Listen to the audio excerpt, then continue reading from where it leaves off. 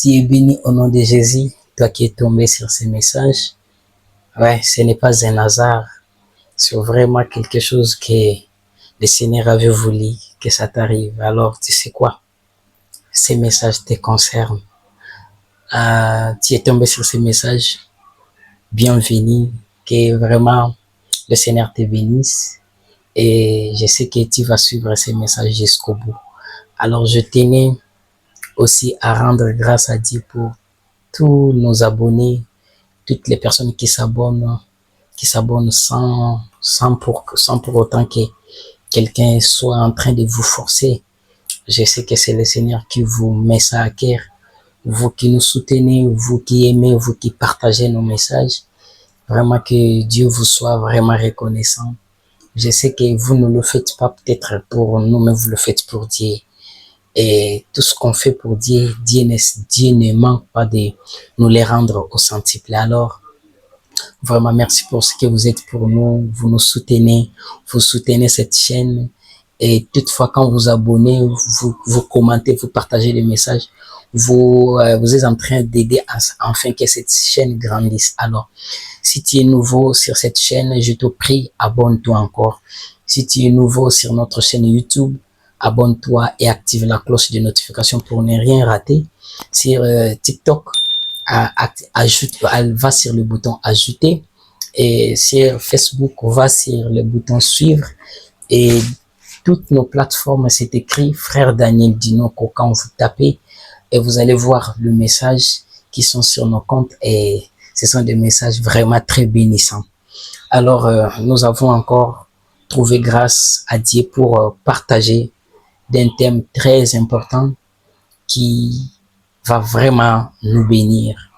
Et les thèmes de ces messages, ou les thèmes autour desquels nous allons réfléchir en ce moment, c'est le nom de Jésus est la source des sources.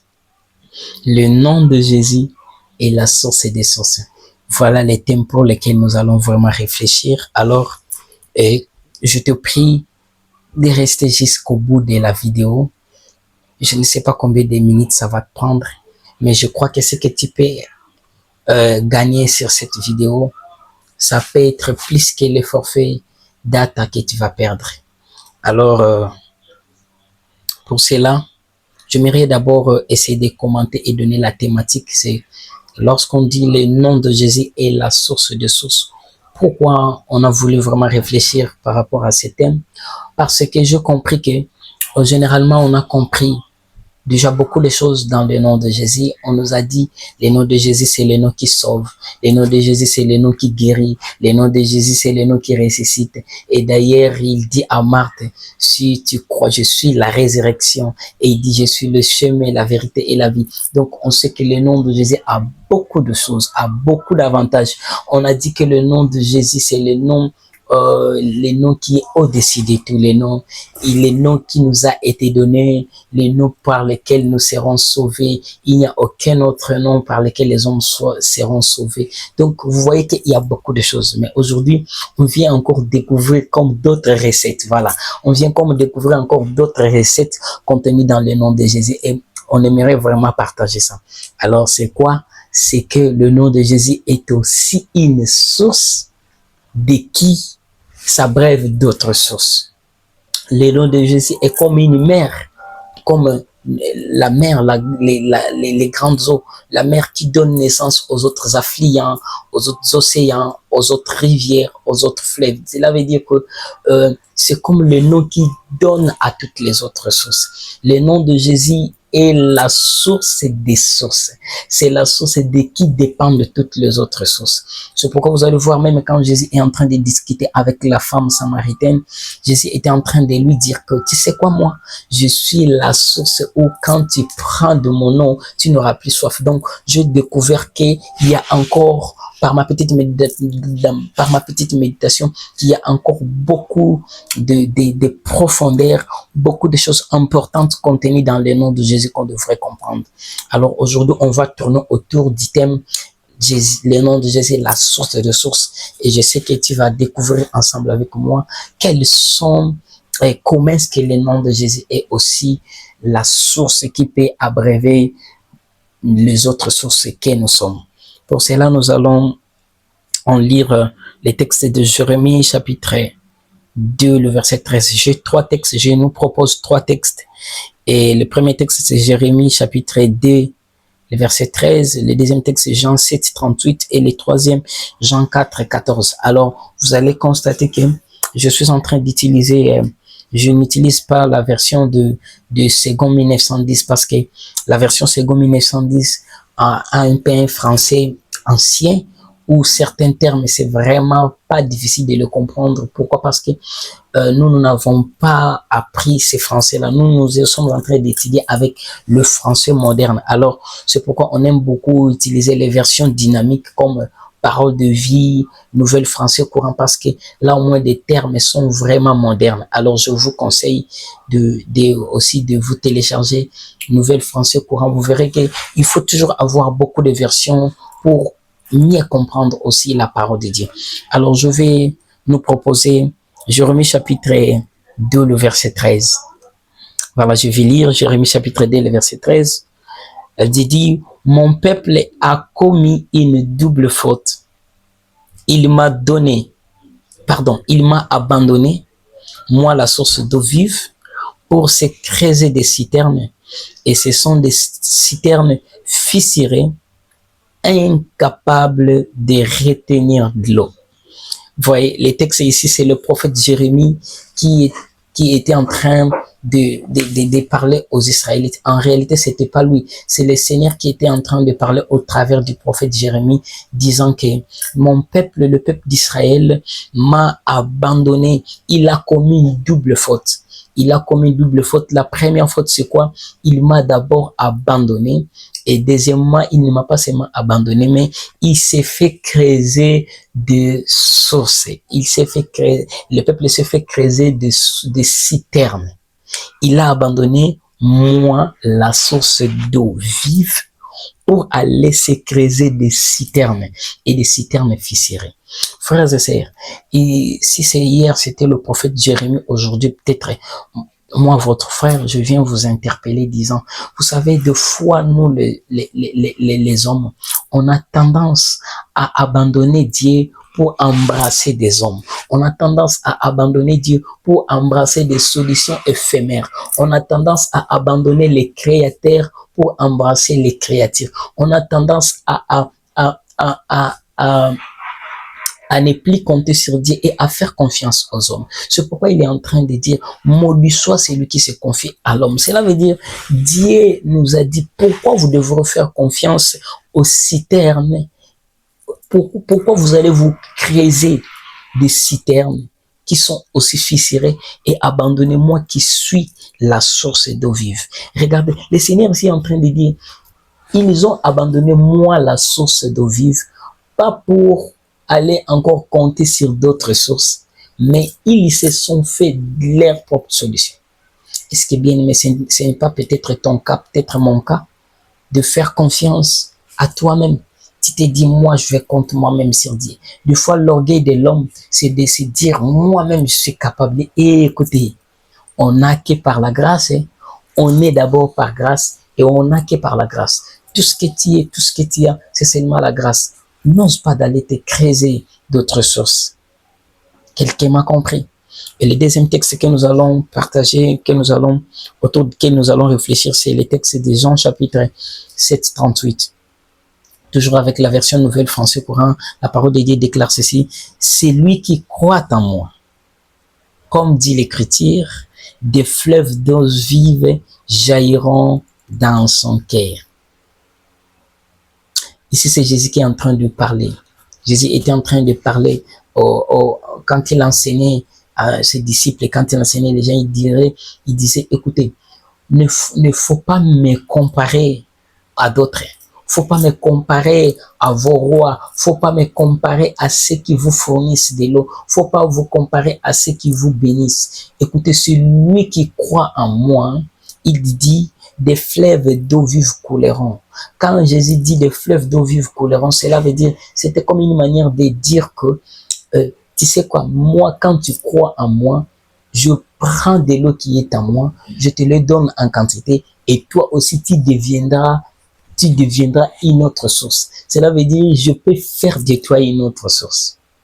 Quelqu'un est en train de comprendre. Il dit, et c'est lorsque seulement vous croyez en moi, je peux également vous donner de fleuves d'eau vive couleront en vous. C'est une manière comme de nous dire que tous ceux qui croiront en moi et aussi seront donneurs d'eau. Vous avez compris? Et les derniers textes, c'est de Jean chapitre 4, verset 14. La parole dit ceci, mais celui qui boira de l'eau que je lui donnerai n'aura plus jamais soif. C'est quel type d'eau comme ça? L'eau que je lui donnerai deviendra en lui une source d'eau qui jaillira jusque dans la vie éternelle. Waouh! Bien-aimés dans le Seigneur, vous voyez ces telles affirmations, vous voyez de telles assurances. Le Seigneur est en train de nous dire, écoutez, toute personne qui va boire de l'eau que je lui donnerai, cette même eau que je lui donnerai, d'abord va étancher toute sa soif. Et deuxièmement, cette eau que je lui donnerai va créer en lui d'autres sources. Et de la source qui jaillira chaque fois et qui ne s'éteindra jamais. Frères et sœurs, est-ce que tu sais que Dieu a besoin de faire de toi une source dans ta famille? C'est ce que Jésus est en train de dire à la femme samaritaine. Et femme samaritaine, tu sais quoi? Toi, tu es heureuse de votre eau que vous venez puiser chaque jour. Moi, si je te donnais de mon eau, tu n'auras plus à venir puiser. Jésus était en train juste de parler, pas vraiment de l'eau comme de l'eau, mais Jésus était en train de parler comme de sa parole qui, lorsqu'on l'a médité, lorsqu'on se nourrit de cette parole fait en nous un donneur des paroles. Cela veut dire, tu deviendras, en toi sortiront des paroles de bénédiction, en toi sortiront de bénédictions de tout genre. Et il est en train de dire ce que toute personne qui peut boire de mon nom, à l'intérieur de lui, il y aura une source. Frères et sœurs, est-ce qu'on peut compter sur Jésus? Est-ce qu'on peut compter vraiment sur Jésus? Est-ce qu'on peut faire confiance en ce Dieu-là? En ce Dieu-là qui est capable de nous rendre encore une source de bénédiction.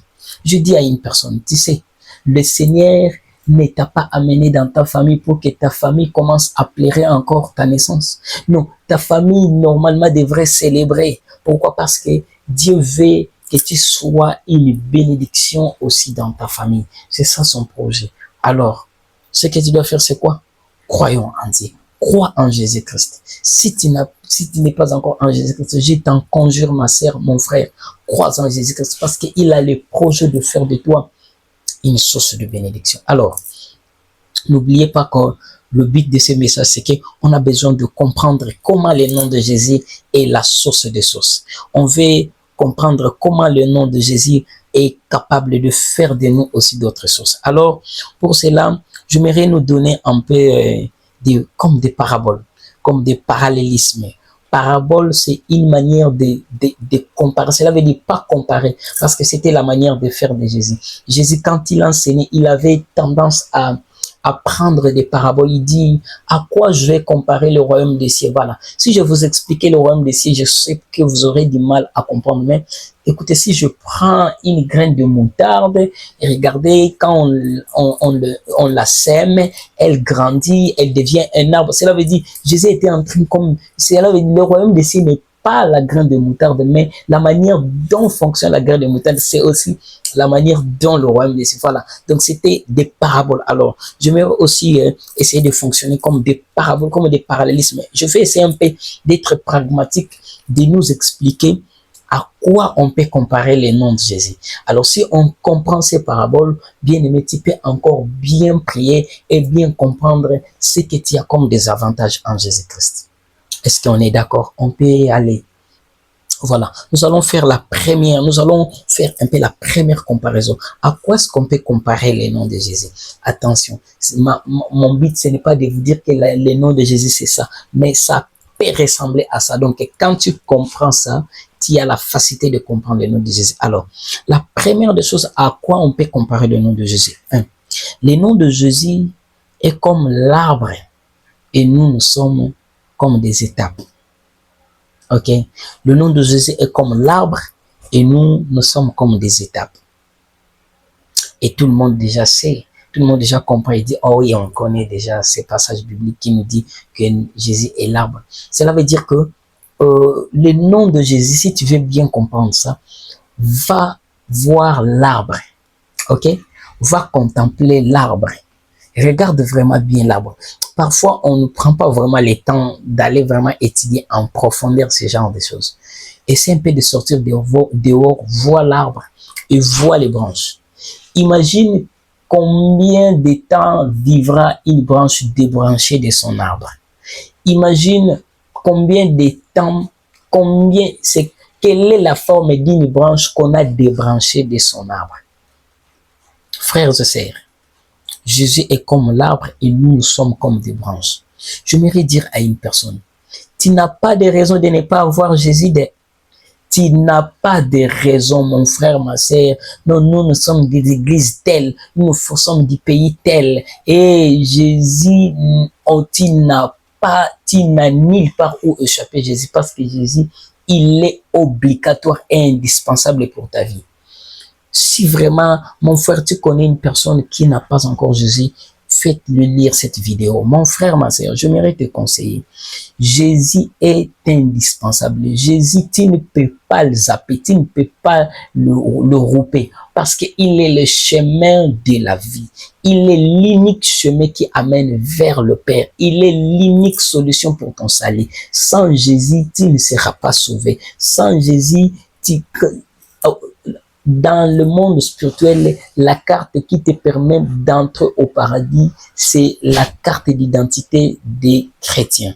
Alors, je mérite t'encourager, frères et sœurs, accepte la vie de Jésus, accepte d'être chrétien, accepte d'être chrétien. Quelqu'un est en train de me comprendre. Alors, Jésus est comme l'arbre, nous sommes comme des étapes. Lisons d'abord Jean chapitre 15 et 1 dit. Il dit, moi, je suis la vraie vigne et mon Père est le vigneron. Il enlève tout sarment qui, uni à moi, ne porte pas de fruits, mais il taille et il purifie chaque sarment qui porte de fruits, afin qu'il en porte encore plus. Ici, Jésus était en train de parler à la foule et à ses disciples. Il disait, certainement, ils avaient du mal à comprendre qui était Jésus. Certainement, ils commençaient à se faire des débats, à se demander. Et Jésus leur avait dit, écoutez les amis, vous voulez bien me comprendre? Vous voulez bien comprendre mon rôle? Vous voulez bien comprendre qui je suis, moi, Jésus? Regardez l'arbre. Il dit, je suis comme la vigne.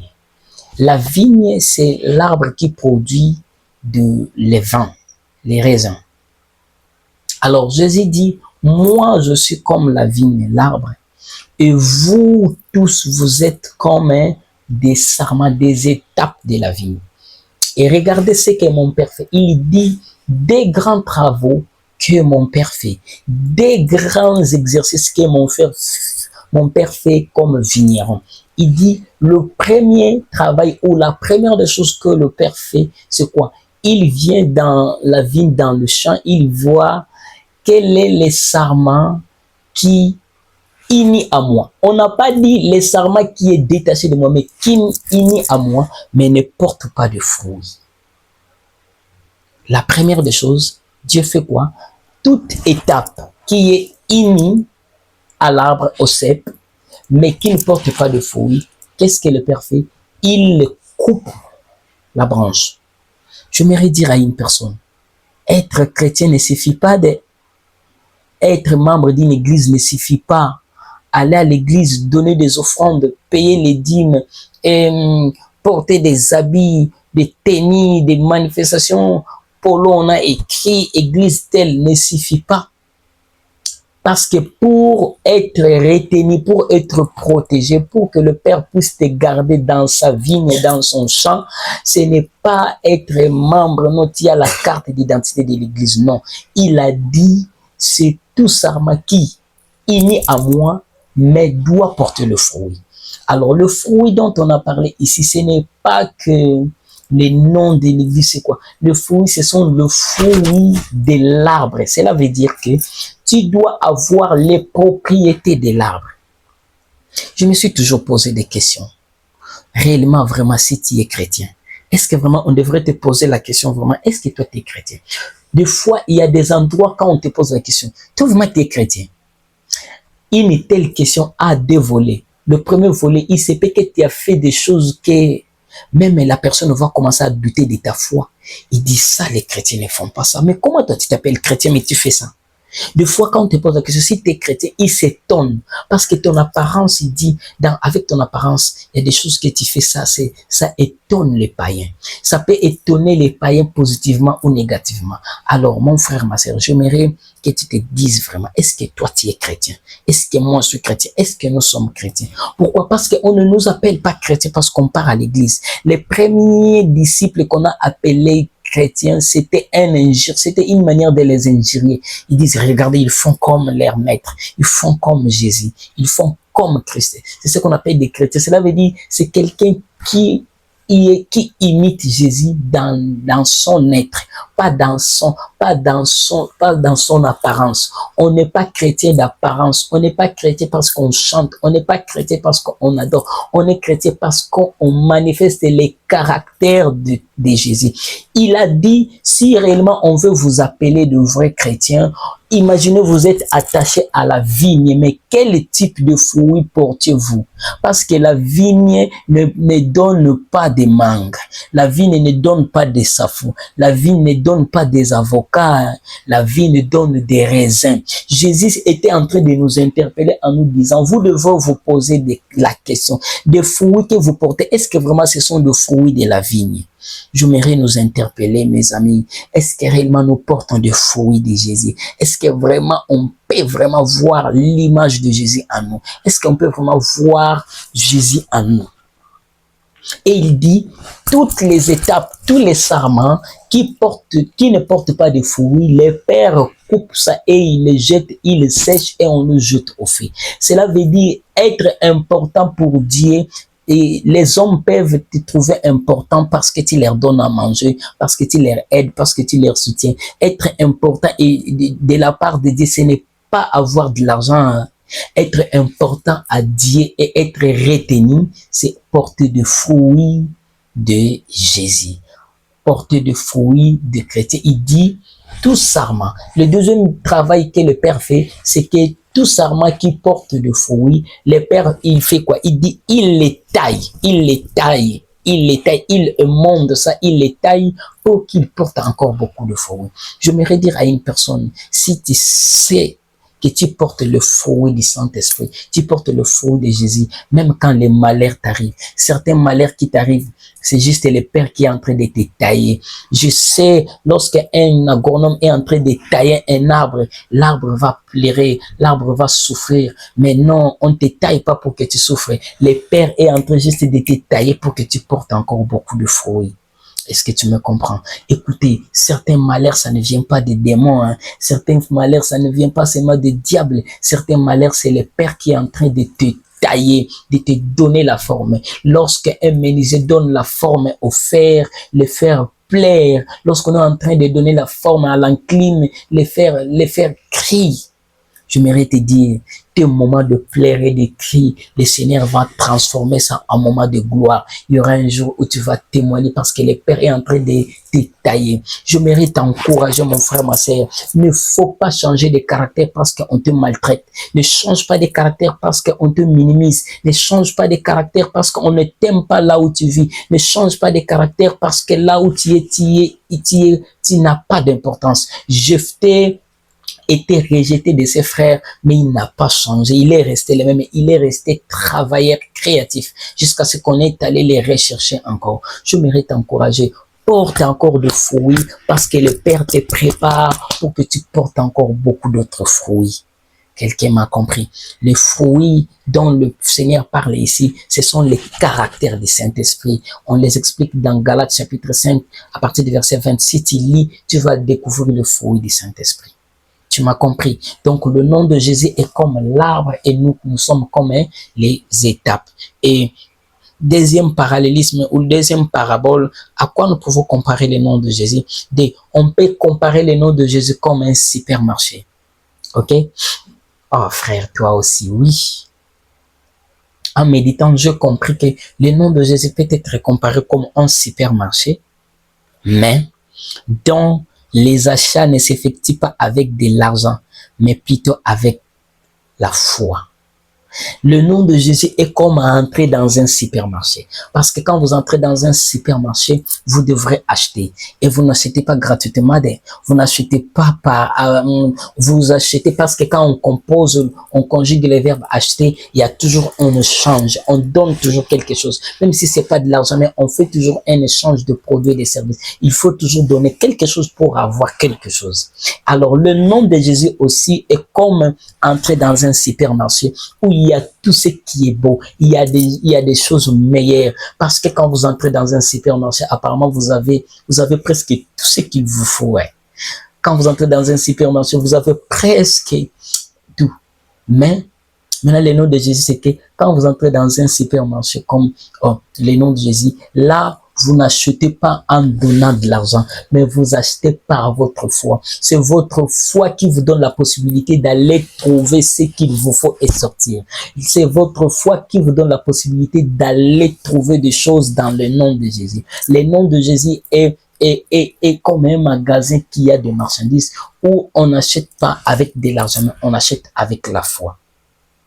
J'aime beaucoup un serviteur de Dieu, le docteur Atoms, qui a dit la foi est la main, c'est comme une main visible qui permet d'aller récupérer dans le monde spirituel tes bénédictions et de les ramener dans le monde physique. Cela veut dire c'est une main qui entre dans l'invisible pour sortir des choses, que les choses deviennent visibles. La foi, c'est la monnaie pour acheter un esprit. C'est la foi qui te fait acheter un esprit. Lisons un texte de la Bible, Ésaïe 55, le verset 1. La Bible dit ceci: vous tous qui avez soif, voici de l'eau, venez. Même si vous n'avez pas d'argent, venez. Oh, acheter à manger, c'est gratuit. C'est quoi ça? Venez acheter du vin et du lait sans argent. Depuis quand vous avez entendu le verbe acheter et puis on ne paye rien? On dit venez acheter sans argent. C'est quelle manière de parler même? Prophète Ésaïe, qu'est-ce que tu es en train de nous dire? Tu nous appelles de venir acheter. C'est quoi? Tu n'as pas de magasin. Tu nous achètes de venir acheter.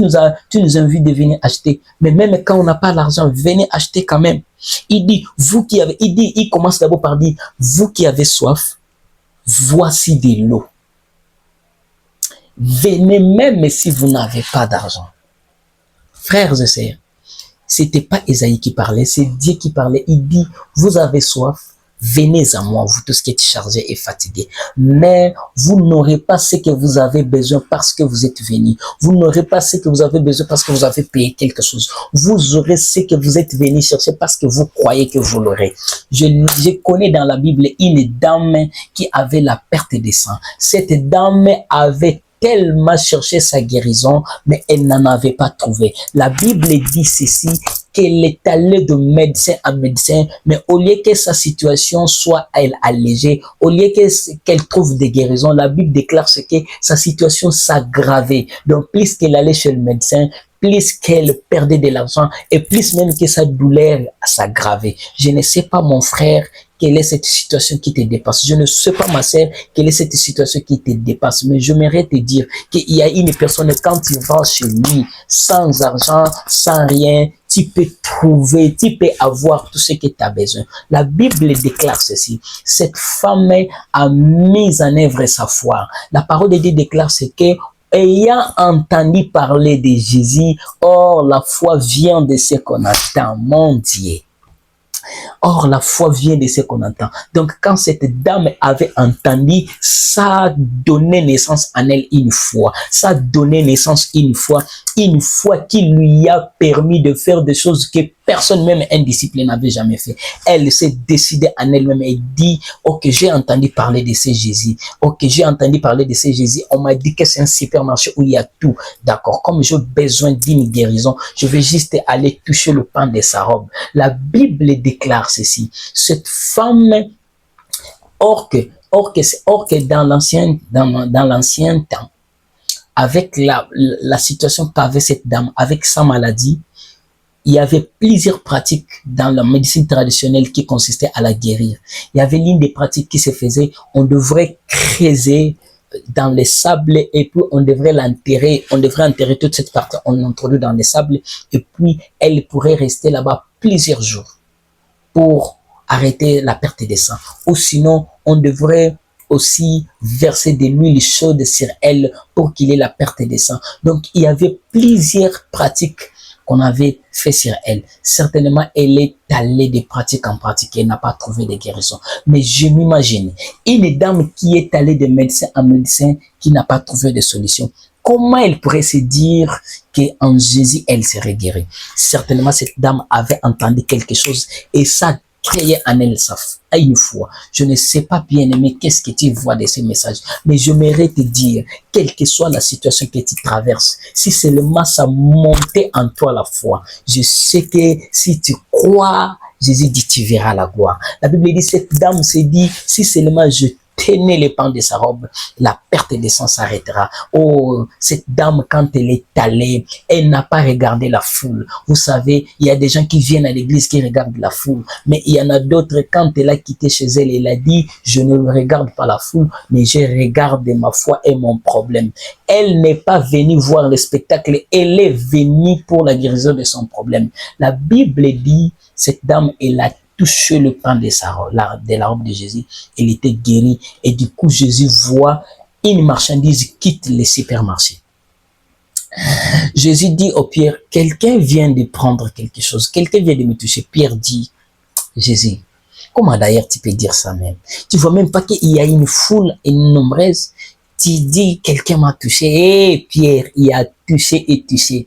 La personne qui m'a touché n'a pas seulement touché, mais elle m'a touché et elle a retiré quelque chose. Frères et sœurs, il y a une manière d'aller toucher et il y a une manière de toucher le pan de la robe de Dieu. Quand on dit le pan de la robe de Dieu, cela veut dire c'est toucher Dieu en esprit.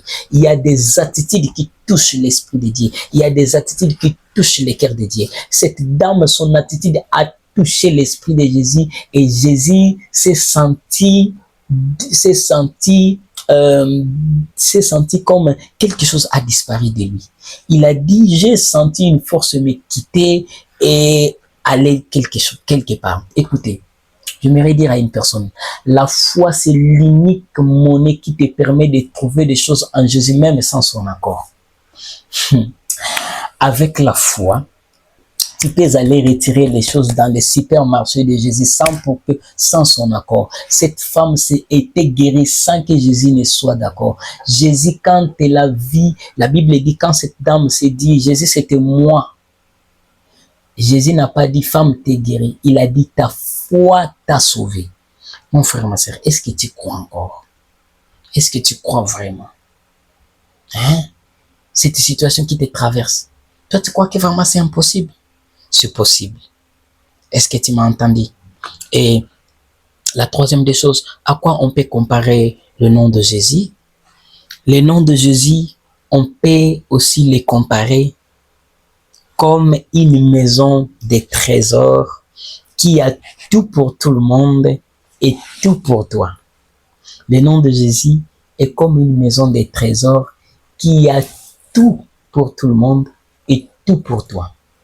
Frère, le nom de Jésus est comme une maison de trésors. Quand on parle de la maison des trésors, c'est une maison où il y a presque tous les objets précieux, de bijoux précieux. Il y a toutes les choses de grande valeur. Alors, quand tu entres dans cette maison, tu peux être embrouillé parce qu'il y a tout pour tout le monde, il y a tout pour toi. Mais tu sais, ce qui te permet de trouver seulement ce qu'il te faut, c'est quoi? La connaissance du temps et la connaissance de la saison, c'est la clé pour avoir ce qu'il te faut. Tu sais, quand tu entres dans cette maison de trésors, tu es embrouillé. Alors la seule chose qui te permettra d'avoir ce qu'il te faut, c'est la connaissance de la saison et la connaissance du temps. Vous savez ce que nous commettons comme erreur? Nous allons à l'église, comme la Bible dit, tout ce que vous demanderez en mon nom, vous l'aurez. On va à l'église, on se met à demander tout. Tu verras même un enfant de 15 ans en train de dire, Seigneur, donne-moi le véhicule. Seigneur, donne-moi le mariage. Ah oui, tu as vu le mariage dans cette maison. Mais est-ce que c'est la saison de te marier? Tu as vu le mariage, mais est-ce que c'est ton temps? Frères et sœurs, vous savez, tout ce que Dieu nous a promis, on n'en aura pas tout le même jour. On n'en aura pas tout au même moment. Alors, ce qu'il te faut, c'est quoi? Lorsque le Seigneur te promet, il faut maintenant commencer à étudier les saisons. Dans quelle saison tu te trouves? Il faut avoir la révélation de la saison et la révélation de ton temps. Parce que chaque chose que le Seigneur t'a promis, il y a un temps pour avoir ça.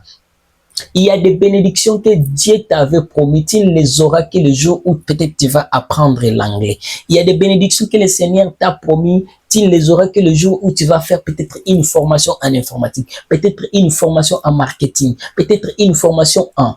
Parce qu'il y a certaines bénédictions qui sont liées par des formations. Maintenant, si toutefois que c'est la saison de se marier, mais tu n'as pas fait une formation en gestion domestique, en gestion tu vas te bloquer. Donc, pour dire que lorsque le Seigneur te fait une promesse, lorsqu'on a dit tout ce que vous demanderez en mon nom, vous l'aurez, mais vous ne serez pas là en train de demander tout au même moment. Cela veut dire quand tu sais que c'est ma saison de me marier, quand tu sais que c'est ma saison d'avoir des enfants, quand tu sais que c'est ma saison de construire, quand tu demandes à Dieu, je vais construire, tu construiras. Pourquoi? Parce que le Seigneur sait que c'est ta saison. Quelqu'un est en train de comprendre. Donc, le nom de Jésus est comme une maison de trésors. Il y a tout. Vous savez pourquoi je dis ça? Parce que beaucoup de chrétiens, de foi, quand nous allons à l'église, beaucoup de choses que nous demandons, ce ne sont même pas pour nous. On n'en a même pas besoin. Mais parce qu'on a vu ça chez quelqu'un, parce que tu as vu quelqu'un porter une bague, parce que tu as vu quelqu'un se marier, il a fait le mariage dans un bateau, et tu commences à dire à Dieu, Seigneur, moi, si je vais aller faire le mariage sur un bateau, on doit savoir que je sers un Dieu. Tu as dit, il y aura la différence entre ceux qui te servent. Ah, tu commences à fabriquer des versets. Pourquoi? Parce que tu veux juste être différent des autres. Non. Certaines choses que nous réclamons, ce ne sont pas pour nous. On a juste vu ça chez quelqu'un. Non, demande à Dieu ce que tu as vu pour toi et ce qui est réservé pour toi en cette saison-là. C'est pourquoi il y a ce qu'on appelle les temps de Dieu et les temps des hommes. Les temps de Dieu, les temps Kairos. Les temps Kairos, c'est les temps où Dieu t'a dit, maintenant c'est ta saison d'avoir ça. Quelqu'un est en train de comprendre. Donc ça, nous devons vraiment comprendre ça. Écoutez, le nom de Jésus a tout. Quand vous avez Colossiens chapitre 2, le verset 9 à 10, la Bible déclare ceci. Car en lui habite corporellement toute la plénitude de la divinité. Il dit, vous avez tout pleinement en lui, qui est le chef de toute domination. En Jésus, nous avons tout pleinement en lui. Nous avons tout pleinement en lui, mais on n'aura pas tout au même moment. On n'aura pas tout le même jour. On en aura progressivement. Alors, il faut savoir, dans cette saison que je suis, qu'est-ce que je dois demander à Dieu? Dans cette saison que je suis, qu'est-ce que le Seigneur m'a promis? C'est ça. Quelqu'un m'a compris. Alors, la quatrième des choses, le nom de Jésus peut aussi être comparé comme un héritage pour plusieurs héritiers. Le nom de Jésus, on peut aussi le considérer comme un héritage pour plusieurs héritiers, mais dont l'acquisition de l'héritage est réservée aux martyrs. Le nom de Jésus est comme un héritage pour plusieurs héritiers. Cela veut dire que c'est un héritage qu'on a légué aux héritiers. Tous ceux qui sont nés, comme dans Jean 3,16, on a dit, car Dieu a tant aimé le monde, il a donné son Fils à ceux qui croient deviennent enfants de Dieu. Dans Jean chapitre 1, il dit, Jean chapitre 1, je crois le verset 13, il dit, on n'est pas né par la volonté des hommes, mais par la volonté de Dieu. Donc, tous ceux qui sont nés de Dieu sont aussi héritiers. Nous sommes co-héritiers, co-ouvriers, co-héritiers en Jésus. Cela veut dire, tout ce que Dieu a légué à Jésus, c'est aussi à nous. Mais, pour avoir l'héritage, il y a une condition. La condition, c'est être mature. La condition, c'est grandir. La condition, c'est être mature, c'est être majeur, pas mineur. Pour avoir l'héritage que Dieu t'a promis, l'héritage de Dieu, l'héritage des héritiers n'est pas réservé aux mineurs. Il faut être majeur. Quelqu'un va me dire, frère, bah moi j'ai 18 ans. Hein.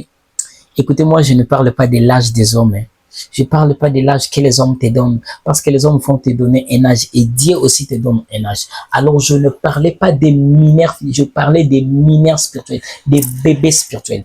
Écoutez, toutefois que tu seras bébé spirituel, toutefois que tu seras un enfant spirituel, toutefois que tu éviteras de grandir spirituellement, le Seigneur ne te donnera jamais de son héritage, parce que l'héritage est réservé aux fils qui ont grandi, est réservé aux matures, pas aux enfants. Frère, ce que tu dis, est-ce que c'est biblique? Oui, c'est biblique. Lisons alors Galates chapitre 4, le verset 1. Regardez ce que la parole de Dieu déclare. Il dit, or, aussi longtemps que l'héritier est enfant, je dis qu'il ne diffère en rien d'un esclave, quoi qu'il soit le maître de tout. Vous avez entendu? Ici, c'est l'apôtre Paul qui est en train de parler aux chrétiens de Galates. Il leur dit, vous êtes des chrétiens, mais vous ne voulez pas grandir. Vous êtes des chrétiens, mais vous vous comportez toujours comme des enfants. La croissance spirituelle n'est pas proportionnelle au nombre d'années que tu as fait à l'église. Il y a des gens qui se croient être spirituellement grands parce qu'ils prient 5 heures du temps. Oh non, non, non, non, non. La croissance spirituelle n'est pas sur le nombre de temps que tu prends à prier. La croissance spirituelle n'est pas sur le nombre d'années que tu as fait à l'église. Tu peux faire 20 ans à l'église, mais tu ressembles encore à un bébé. Nicodème était docteur, mais le jour où Jésus lui a parlé de la nouvelle naissance, il dit, mais Nicodème, c'est qui t'es que docteur là? Tu ne connais pas les choses de naître de nouveau.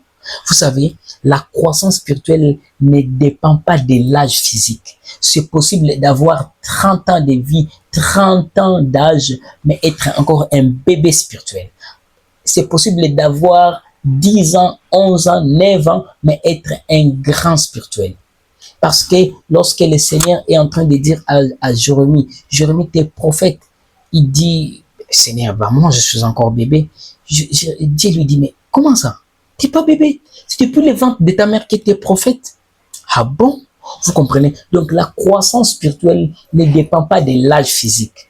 La croissance spirituelle dépend de combien tu es obéissant à la parole de Dieu, de combien tu as la connaissance de la parole de Dieu, de combien tu connais la parole de Dieu, de combien tu la vis. La croissance spirituelle n'est pas déterminée par le nombre de versets que tu peux réciter. Elle est déterminée par le nombre de paroles de Dieu que tu vis. Combien de paroles de Dieu que tu incarnes, combien de versets que tu peux incarner, combien de versets qu'on peut lire en toi sans que tu nous le dises de ta bouche. Oui, montre-nous de versets par ton caractère, mais pas par tes dires, pas par des statuts WhatsApp. Écoutez, si on lit encore ce même texte de Galates chapitre 1, chapitre 4, Galates chapitre 4, le verset 1, dans une autre version de la Bible, version King James. Regardez, j'aime aussi cette version. Regardez comment la Bible traduit ces textes. Il dit, or, je dis qu'aussi longtemps que l'héritier est en bas âge, il ne diffère en rien d'un esclave, quoi qu'il soit seigneur de tous. Écoutez, il est héritier, il est seigneur de tous. Mais l'apôtre Paul est en train de dire que toutefois que cet héritier ne va pas grandir, quoi qu'il est seigneur de tous, il ne diffère à rien d'un esclave. L'esclave ne peut jamais hériter, même s'il a fait 20 ans dans la maison d'un chef, il ne peut pas hériter des biens de cet homme-là. Les seuls qui peuvent hériter, ce sont des héritiers. Alors Dieu dit, vous êtes des héritiers, vous êtes mes enfants, mais comme vous ne voulez pas grandir, vous n'avez pas de différence avec des esclaves. Alors, frères et sœurs, toutefois que tu évites de grandir spirituellement, il y a des bénédictions qui ne te seront jamais données. Parce que le Seigneur est en train de se voir. Si je bénissais vraiment ce frère, est-ce que les gens seront à l'aise au quartier? Il y a des gens, même quand ils prient, Seigneur, bénis-moi afin qu'on sache que moi j'ai un Dieu. Bénis-moi afin que dans ma famille, on sache que moi je te cherche. Donc Dieu, tu crois qu'il va te bénir pour que les gens sachent que toi tu cherches Dieu? Non, Dieu ne te bénit pas d'abord pour te récompenser à tes prières. Dieu te bénit d'abord pour sa gloire. Dieu te bénit d'abord pour sa gloire. Dieu te bénit par grâce. Alors, il y a des gens qui ils veulent être bénis pour prouver. Dieu ne te bénira pas pour prouver. Dieu ne donnera pas des enfants à Anne pour prouver à Pénina que non. Dieu donnera des enfants à Anne pour sa gloire d'abord. C'est pourquoi nulle part tu vas voir Anne commencer à dire, hey, toi Pénina qui s'est moqué de moi, tu vois, moi aussi Dieu m'a donné. Non, tu n'as pas besoin de ça. Alors tout ça c'est le comportement des chrétiens immatures, des chrétiens qui ne grandissent pas encore, qui n'ont pas encore la maturité spirituelle. Les bénédictions, les grandes bénédictions, Dieu les donne aux matures qui, même quand Dieu les bénit, ils ne changent pas. Même quand Dieu les bénit, ils restent les mêmes. Même quand Dieu les élève, ils restent humbles. Mon frère, ma sœur, reste comme ça. Alors, le fait de ne pas changer, même après être béni, l'un des signes qui prouve que tu grandis spirituellement. Quelqu'un me comprend? Alors, la dernière des choses, à quoi est-ce qu'on peut comparer le nom de Jésus? Le nom de Jésus, on peut aussi les comparer à une destination, à plusieurs destinations. Une destination à plusieurs destinations dont la vision de ta destination est la garantie de la voir. Écoutez, tu n'as pas quelque chose que tu n'as pas encore vu. Tout ce que Dieu te promet, il te le montre d'abord. Tu sais, le nom de Jésus est comme une maison qui a plusieurs chambres. Où on te dit, tu vas entrer où? Tant que tu n'as pas la révélation du numéro de ta chambre, tu vas entrer de chambre en chambre, de mari en mari, de frère en frère. Tu ne sauras pas choisir. Vous savez, beaucoup de sœurs, beaucoup de frères, nous avons du mal à choisir. Pourquoi? Parce qu'on n'a pas encore la vision de qu'est-ce qu'on va choisir, de qui on va choisir. Écoutez, le nom de Jésus est comme une destination qui a plusieurs destinations. Alors, quand tu es en train de courir, quand tu es en train de partir, tu dois savoir, tu dois avoir la vision de qu'est-ce que tu es en train de faire. Qu'est-ce que tu dois aller avoir? C'est pourquoi, généralement, Dieu, pour nous donner ce qu'il nous a promis, il nous donne d'abord un songe, il peut te donner un rêve, il peut te donner une prophétie, juste une manière de te dire, prépare-toi, juste une manière de te montrer, Abraham, tu as vu les étoiles que je te montre? C'est ce que je te promets. Ne faut plus t'inquiéter. Ne t'appelle plus stérile parce que tu es perdu d'une multitude. Le Seigneur va déjà te donner, il dit, quitte la maison de ton père, va vers le pays que je te montrerai. Cela veut dire, le Seigneur te montre toujours, te donne une vision de qu'est-ce qu'il t'a promis. Écoutez, si tu n'as pas la vision de ce que Dieu t'a promis, tu vas tarder. Tu vas aller de maison en maison. Tu vas aller d'église en église. Tu vas aller de pasteur en pasteur. Tu ne verras jamais de miracle. Tu vas aller de serre en serre. Pourquoi? Parce que tu ne sais pas laquelle il faut choisir. Alors, il faut beaucoup prier. Des fois, on ne pas concentré. Des fois, on ne demande pas à Dieu, tu m'amènes où? Est-ce que quelqu'un est en train de comprendre? Alors, je crois que c'était la dernière, excusez-moi. C'est pourquoi vous allez voir que dans Matthieu chapitre 6, verset 11, regardez ce qu'il dit. Il dit, donne-nous aujourd'hui notre pain quotidien. Dieu dit, Jésus est en train de dire à ses disciples, quand vous allez demander à Dieu, n'allez pas dire à Dieu, donne-nous un pain quotidien. Il dit, donne-nous notre pain quotidien. Notre, c'est l'adjectif possessif qui montre que la chose que tu demandes, tu la possèdes déjà, c'était déjà à toi. Jésus a dit aux disciples, si vous voulez demander à Dieu, n'allez pas demander le pain qui n'est pas à vous, allez demander votre propre pain. Il dit, dites à Dieu, Père, on veut venir réclamer notre pain de chaque jour. Alors parce qu'on a dit notre pour beaucoup de personnes. Maintenant, si tu veux prier individuellement, si je change de ces versets, je dis que je prie individuellement, je vais dire à Dieu, Daddy, Seigneur, donne-moi mon pain quotidien. Cela veut dire, je sais ce quoi ce pain quotidien. Donc, Jésus voudrait justement nous dire, nous devons être précis dans notre manière de demander. Et quand vous prenez même ces mêmes textes dans parole, dans français courant, regardez ce que dit. Donne-nous aujourd'hui les pains qu'il nous faut. Cela veut dire chaque jour, il y a un pain qu'il te faut. Chaque jour, il y a une chose qu'il te faut. Chaque année, il y a une bénédiction qu'il te faut. Il y a quelque chose qu'il te faut. Alors, tu dois être au courant de ça. Tout ça, ça se trouve dans les noms de Jésus. Alors, si tu n'as pas la révélation, la vision de ce que Dieu te promet, parce que la voir est déterminée par le voir. C'est tout ce que tu vois, tu as la facilité de la voir. Ok? L'acquisition est garantie par la vision. C'est la vision qui garantit l'acquisition. Alors, il ne faut pas négliger tes songes et tes rêves. La dernière des choses, les noms de Jésus, on peut les comparer à quoi? Le nom de Jésus, on peut les comparer à une compétition où plusieurs se liguent pour un seul trophée. Alors, c'est donc l'obtention du trophée qui te donne ce que méritait tes ligues. Le nom de Jésus est comme une compétition.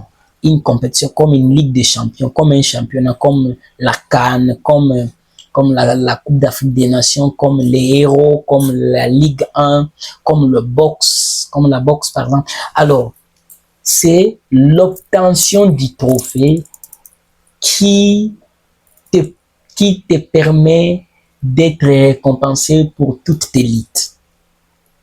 Ok, le nom de Jésus est comme une compétition. Alors, il y a un trophée pour lequel on combat. Alors, c'est lorsque tu obtiens ces trophées, c'est en ce moment-là qu'on va récompenser tes luttes. Dans une ligue des champions, par exemple, pour ceux qui regardent beaucoup le foot, dans une ligue des champions, il y a plusieurs équipes. Mais il n'y a qu'un seul trophée pour lequel ils vont tous se liguer.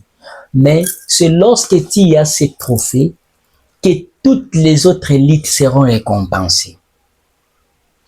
Pour preuve, d'abord, le trophée n'a pas vraiment beaucoup de valeur. Et ce n'est pas les trophées exactement qu'on leur donne. Cela veut dire, cette équipe qui a ces trophées, on lui donne pas seulement les trophées, mais on va aussi lui récompenser. On lui dira, prends l'enveloppe. Cela veut dire, on est en train de récompenser toute élite. Tu avais payé des varaises, tu avais déplacé, vous avez pris les avions, vous avez nourri vos joueurs, vous avez fait quoi? Alors tout ça, on va vous récompenser ça. C'est ça aussi le nom de Jésus. Écoutez, dans le nom de Jésus aussi, c'est comme une élite. Cela veut dire, nous devons lutter, nous devons lutter. Alors c'est lorsqu'on parvient à avoir les trophées, c'est ce trophée qui va nous payer toutes nos luttes, tout ce à quoi on a dépensé, tous nos efforts.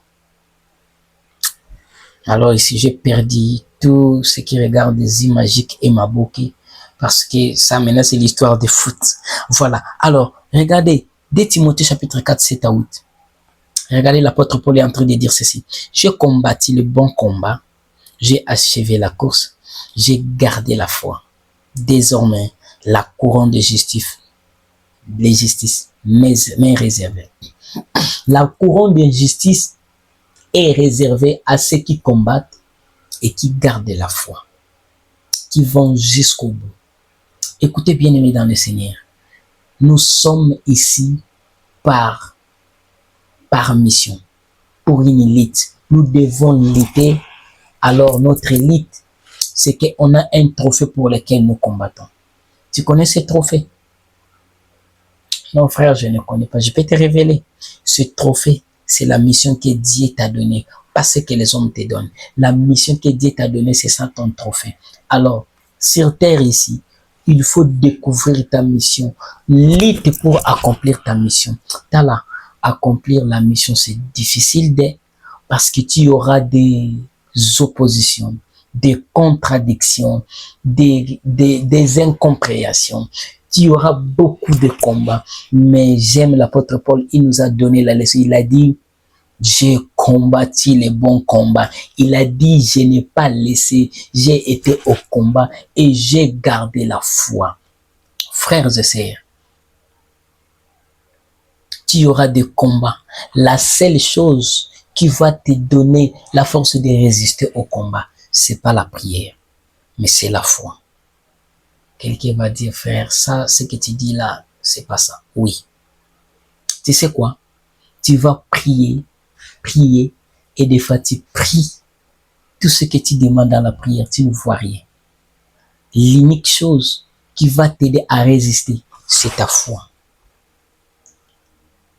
Les messieurs qui étaient à la piscine de Bethesda à 38 ans, les autres sont guéris, ils partent. Les autres sont guéris, ils partent. Lui est resté là. Qu'est-ce qu'il lui a gardé là-bas? C'est sa foi. Lorsqu'il essaie de se lever pour aller se jeter, l'autre part. Il croit que mon tour viendra. Frères et sœurs, gardez la foi.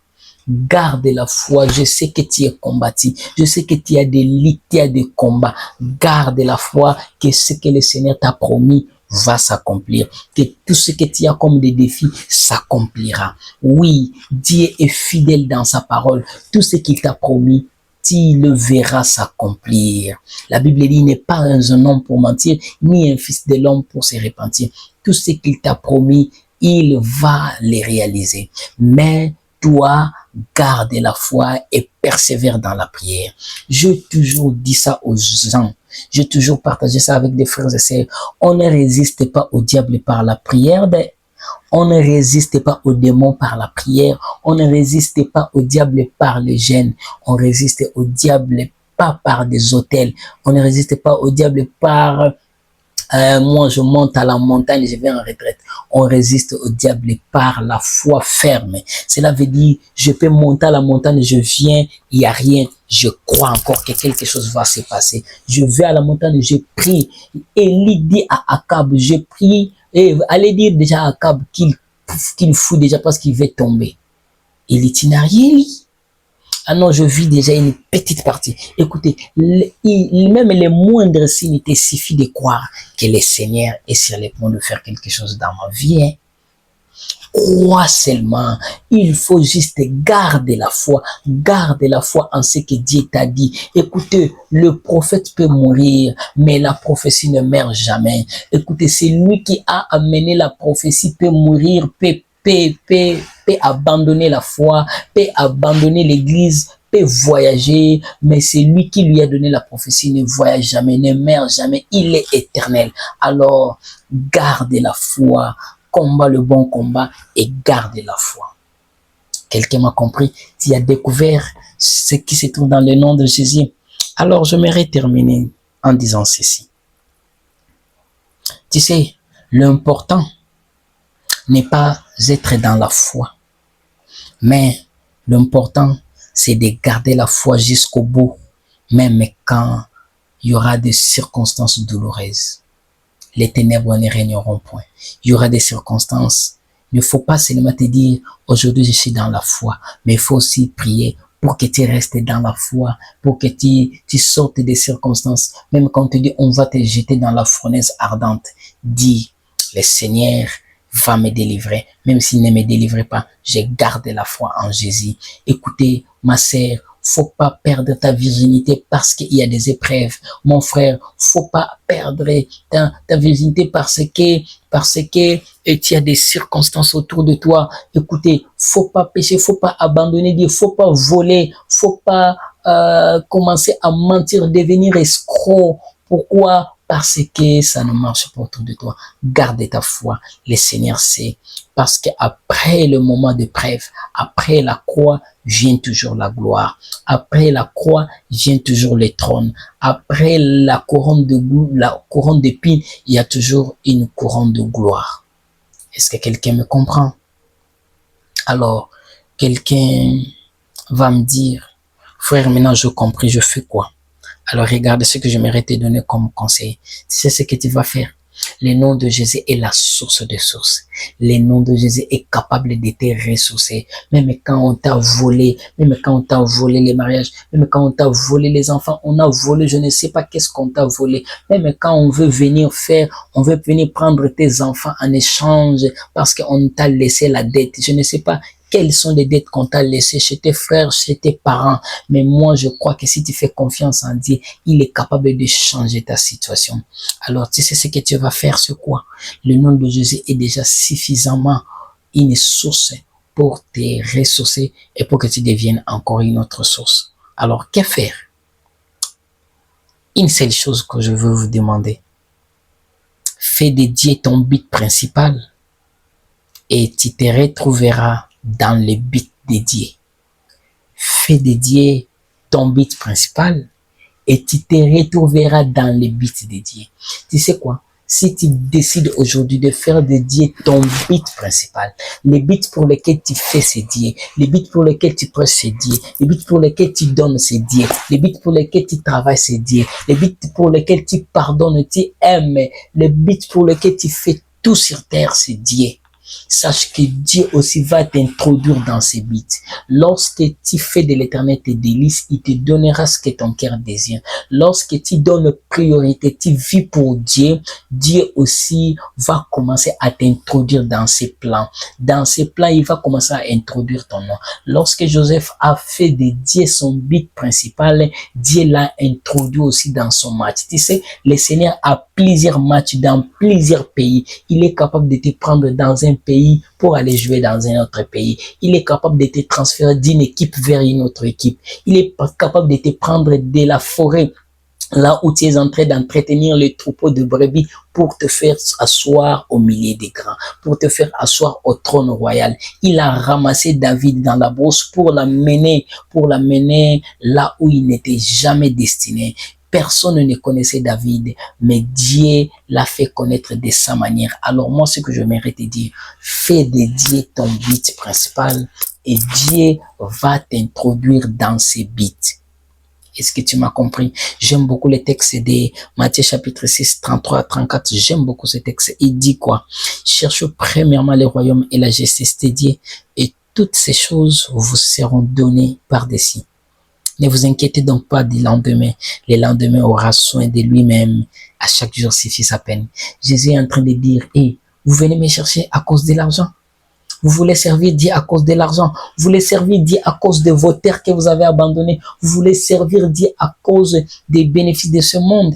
Non. Écoutez, il dit, si seulement vous venez d'abord pour les intérêts du royaume, cela veut dire si vous travaillez d'abord pour les intérêts du Dieu pour lesquels vous êtes venus, parce qu'en réalité, vous n'existez pas pour devenir riche, vous n'existez pas pour construire des maisons. Écoutez frère, vous n'existez pas pour être reconnu comme l'homme qui a bâti tellement de maisons. Si c'est ça la mission de Dieu, si vraiment c'était ça la mission de Dieu sur terre, adore, d'accord, mais vous n'existez pas d'abord pour être leader top, vous existez à cause de ce que Dieu veut de vous. Alors, si vous vous intéressez d'abord à accomplir ce que Dieu veut de vous, toutes les autres choses que vous cherchez, je veux vous les donner. Il dit, si seulement vous recherchez d'abord le bonheur du royaume de Dieu, si vous recherchez d'abord le plaisir de Dieu, toutes les autres choses que vous avez besoin, on vous donnera ça sans que vous ne les ayez demandé. J'aimerais dire à une personne, fais de Dieu ton but principal. Fais de Dieu, cherche d'abord les intérêts de Dieu. Quand tu cherches les intérêts de Dieu, Dieu sait exactement de quoi est-ce que vous avez besoin. Il dit, ne vous inquiétez pas du lendemain. Faites aujourd'hui. Fais ce que Dieu te demande aujourd'hui. Dieu sait ce qu'il va te donner demain. Dieu sait comment il va t'élever demain. Dieu sait comment il va changer ta situation demain. Frères et sœurs, le nom de Jésus nous suffit. Pourquoi on n'a pas donné plusieurs noms? Il nous a donné l'unique nom. On nous a dit dans Colossiens que nous avons pleinement en lui. J'aimerais dire à une personne, le nom de Jésus est la source des sources. Alors, tu as besoin de devenir une source des sources. Parce que quand Jésus est de la source des sources, quand il te bénit, il fera de toi aussi une source des autres sources. Il va faire de toi une bénédiction qui va encore bénir des autres. C'est pourquoi il dit à Abraham, je ferai de toi une source de bénédiction. Alors, mon frère, ma sœur, je ne sais pas c'est quoi ton problème. Je ne sais pas c'est quoi tes défis. Jésus est suffisamment, son nom est suffisamment puissant pour te bénir, pour changer ta situation, pour changer ton nom. Toi qui n'avais pas de la valeur, Jésus est capable de te donner de la valeur. Alors, Attache-toi à lui, comme il nous a dit que lui est la vigne et nous sommes des serpents. Va t'attacher à lui. Tu vas voir des fruits que tu produiras, des fruits qui béniront encore d'autres. Exactement. Est-ce que tu m'as compris? Alors, tu as suivi ces messages jusqu'au bout. Que le Seigneur te bénisse. Merci.